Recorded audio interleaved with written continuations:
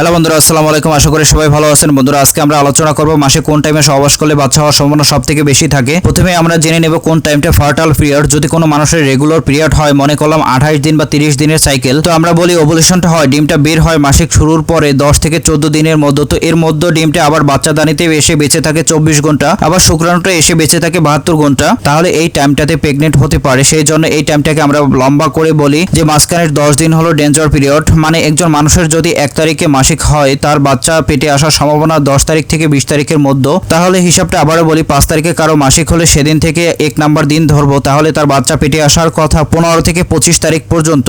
যারা বাচ্চা চান তাদেরকে আমরা বলি এই টাইমটাতে থাকবে 15 থেকে 25। আর অন্য সময় থাকতে পারবে না তা না, থাকতে পারবে, তবে এই টাইমটাতে বাচ্চা পেটে আসার কথা। আর যারা বাচ্চা চান না তাদেরকে আমরা বলি এই টাইমটাতে প্রোটেকশনে থাকবেন বা কন্ডম ইউজ করবেন। অন্য টাইমটাতে ফ্রি থাকতে চাইলে থাকতে পারেন। তবে এরও অনেক প্রশ্ন আছে যে অন্য টাইমে রেয়ার প্রেগনেন্সি আছে, যে অন্য টাইমে হবে না তা না। তাহলে কথাটা তারা এরকমের কেউ যদি থাকে যে কোনো অবস্থাতেই বাচ্চা নেবে না, তাহলে তাকে পিল বা ইনজেকশন নিতে হবে। আর কেউ যদি থাকে যে প্লাস মাইনাস আমি বাচ্চা নিব না, বাই চান্স হয়ে গেলে নেব, তারা কিন্তু এই মাঝখানের 10 দিন কন্ডম ইউজ করতে থাকতে পারেন এবং বাকি সময়টা ফ্রি থাকতে পারেন। অর্থাৎ সর্বশেষ কথা হলো মাঝখানের 10 দিন হলো ডেঞ্জার পিরিয়ড। আমরা সাধারণত বলি ফ্যামিলিটা 35-এর আগে কমপ্লিট করলে ভালো। বেশি অল্প বয়সে বাচ্চা নিলে সমস্যা, আবার শেষ বয়সে বাচ্চা নিলে সমস্যা। শেষ বয়সে বাচ্চা নিলে আমরা বলি ডাউন সিনড্রোম হতে পারে, বুদ্ধি প্রতিবন্ধী হতে পারে। 35 বছরের পরে বাচ্চা নিলে নানা রকমের সমস্যার সম্মুখীন হতে হয়। এই বয়সে বাচ্চা নিলে ঝুঁকি নাই তা না, ঝুঁকি থাকা সত্ত্বেও বাচ্চা নিতে চাইলে একজন ডাক্তারের পরামর্শ থাকবেন, নিয়মিত স্বাস্থ্য চেক আপ করবেন। 35 ইয়ার্স একটু ভালো বয়স না, তারপরে কেউ বাচ্চা নিতে চাইলে নিতে পারবেন। তো বন্ধুরা, আজকে এই পর্যন্তই। আমাদের ভিডিওটি ভালো লাগলে লাইক, শেয়ার, কমেন্ট করবেন এবং নতুন নতুন ভিডিও পাওয়ার জন্য আমাদের চ্যানেলটি সাবস্ক্রাইব করে ডান দিকের বেল আইকনটি ক্লিক করে দিন। ধন্যবাদ আমাদের সাথে থাকার জন্য।